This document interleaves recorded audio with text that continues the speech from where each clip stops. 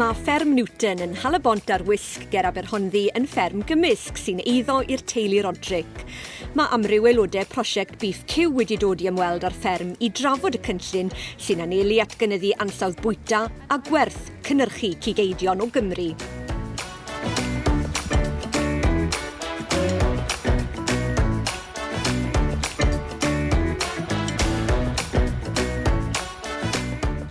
Looking at genetics, on the maternal side, we very much focus on fertility, milkiness and docility. And also calving ease is a really important consideration.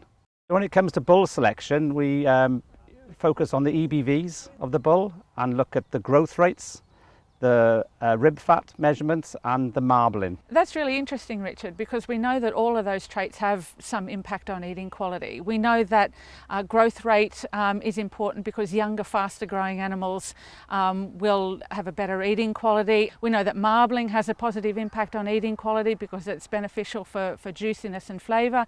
And we know that rib fat is also important because when an animal is slaughtered, having a fat coverage over the entire carcass prevents the muscles on that carcass from cold shortening in the chiller. So growth rate's also important because it's days to slaughter are important for your margins, as you would know, and it's also better for the animals. You know, if they're grazing for a shorter period, they have a smaller carbon footprint. As you can see, these cows are incredibly quiet. You know, docility shows through in them. And I suppose thinking about why we chose this breed type in Wales, you know, we can grow grass and they're incredibly efficient at converting grass into meat. When we're thinking about breed actually isn't really that important because for all traits there's more variation within a breed than what there is between breeds. So choosing a type of animal that suits your system is the most important. Choosing something that suits your landscape and your land and your breeding system is important so that you can produce something that you're happy with and that also that your customer is happy with as well.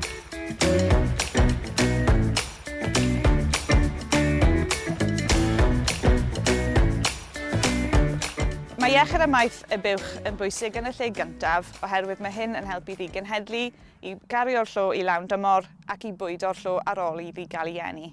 Yield-wise and eating quality-wise, the greatest potential is determined at conception. Therefore, pre-birth cow nutrition is an important part of eating quality. This is because number and development of fat and muscle cells can relate then to meat yield and also the potential for marbling in the calf. Ysgor targed am cyflwr corff y buwch cyn lloia ydy 2,5 mas o 5 mewn system lloio gwanwyn neu 3 mas o 5 mewn system lloio hydref. Y targed am tyfiant llo lan at weaning yw 1 kilo y diwrnod. Mae'n bwysig i bwyso'r llo yn aml fel bod ti'n gallu gwneud rhywbeth amdano fe os bod nhw ddim yn tyfu fel dylen nhw. Weaning is also an important juncture in determining eating quality. We want to minimise stress and also prevent any checks in growth rate.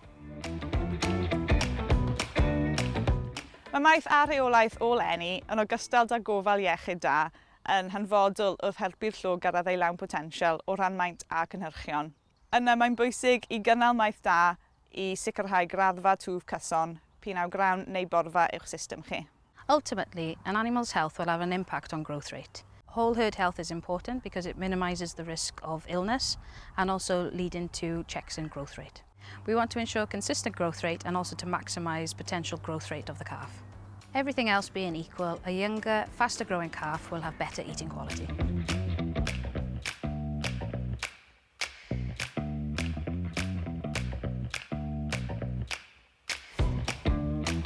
Do we know in the weeks and days leading up to slaughter, animal handling is important for eating quality. Can you explain your approach to animal handling here at Newton Farm? Yeah, when handling the cattle, we always do so quietly without making sudden movements or loud noises. We handle them regularly for performance recording. So docility is an important characteristic at which we decide whether to keep or not to keep breeding livestock. So that calm and consistent handling that you talked about is really important from an eating quality point of view. If animals are handled badly or roughly, it can have an impact on the pH of the meat. And a high pH can lead to what's called dark cutting. And dark cutting is meat that is dark in colour, it's often dry when it's cooked, it's quite an unusual texture. So not only is that not great for eating quality, but it doesn't look good and it's not great for shelf life either. We're also careful of how we load and unload cattle on and off the trailer. Again, no sudden movements or loud noises to try and keep them calm. So the loading and unloading of cattle during transport is really important for eating quality as well. So you want to be handling the animals calmly and consistently to prevent bruising, but also to reduce those stress levels to prevent dark cutting meat. We try not to mix animals from different bunches that are going to slaughter within 14 days to reduce the stress levels. We try to keep a tight calving pattern so that animals of a similar age grow up together and are finished together, not mix in large ones with smaller animals. So glycogen is important in the muscles of the animal to prevent dark cutting meat.